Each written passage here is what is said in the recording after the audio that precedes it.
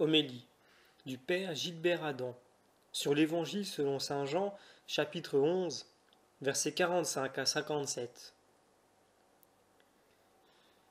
Beaucoup d'entre les Juifs qui étaient venus près de Marie et de Marthe et qui avaient vu ce qu'avait fait Jésus crurent en lui. Mais quelques-uns d'entre eux allèrent trouver les pharisiens et leur racontèrent ce que Jésus avait fait. Les pontifes et les pharisiens assemblèrent dans le Sanhédrin et dirent : « Que ferons-nous ? Car cet homme opère beaucoup de miracles. Si nous le laissons faire, tous croiront en lui, et les Romains viendront détruire notre ville et notre nation. » L'un d'eux, Caïphe, qui était grand prêtre cette année-là, leur dit : « Vous n'y entendez rien. Vous ne réfléchissez pas qu'il est de votre intérêt qu'un seul homme meure pour le peuple et que toute la nation ne périsse pas. » Il ne dit pas cela de lui-même, mais étant grand prêtre cette année-là, il prophétisa que Jésus devait mourir pour la nation. Et non seulement pour la nation, mais aussi afin de réunir en un seul corps les enfants de Dieu qui sont dispersés. Les pharisiens auraient dû être les premiers à reconnaître Jésus par le témoignage des miracles qu'il accomplissait. Mais dans leur jalousie et leur haine, ils cherchent comment ils pourront se débarrasser de lui. Le but qu'ils poursuivent est de se débarrasser de celui qui les dérange de plus en plus, allant à l'encontre de leur intérêt. Jésus, qui se sait poursuivi, traqué, condamné d'avance, monte courageusement vers Jérusalem. Il donne sa vie pour réaliser le plan du Père, rassembler dans l'unité les enfants de Dieu dispersés. Nous voulons prendre le chemin de Jésus, découvrir les sentiments de son cœur. C'est avec Marie, la mère de Jésus, que nous entrons dans cette parole. Elle est avec lui, le condamné. Nous continuons la lecture de l'Évangile.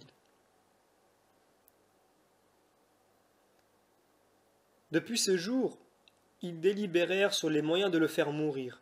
C'est pourquoi Jésus ne se montrait plus en public parmi les Juifs, mais il se retira dans la contrée voisine du désert, dans une ville nommée Éphrem, et il y séjourna avec ses disciples. Les mauvais bergers dispersent le troupeau, tandis que Jésus le rassemble. Jésus est venu donner sa vie pour ses brebis. Caïphe, emporté par sa haine, élimine Jésus.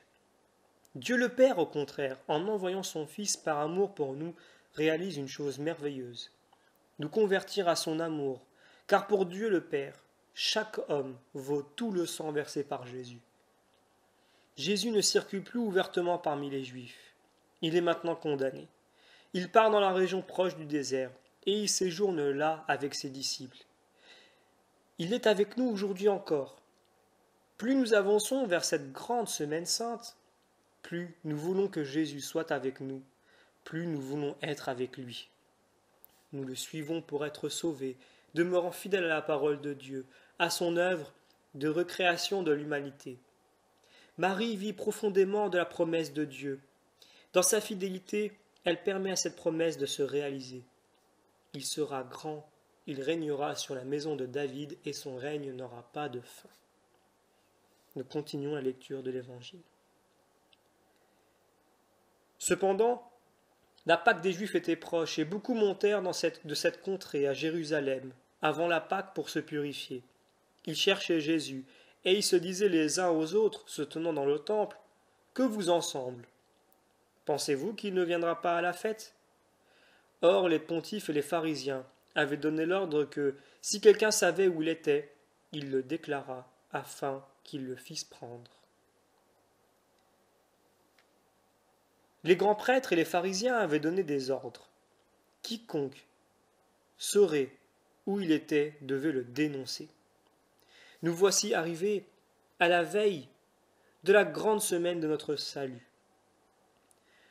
Nous nous réfugions près de Marie, la femme de compassion qui accompagne Jésus. Grâce à elle, il nous est possible de suivre Jésus dans son chemin de croix. C'est grâce à elle que l'apôtre Jean et quelques femmes accompagneront Jésus dans sa passion. Nous savons l'amour qui se vit dans le cœur de Marie. Sa passion va retentir dans son cœur immaculé. Dieu tient tout dans sa main. Les hommes pensent diriger les événements, mais c'est l'œuvre de Dieu qui s'accomplit. C'est une folie pour l'homme que de s'élever contre Dieu et de s'opposer à lui. Jésus s'en va au désert et y séjourne avec ses disciples. Bientôt, le pouvoir des ténèbres va se déchaîner contre celui qui est la lumière du monde. Nous demandons à Marie la grâce de nous accompagner à la suite de Jésus.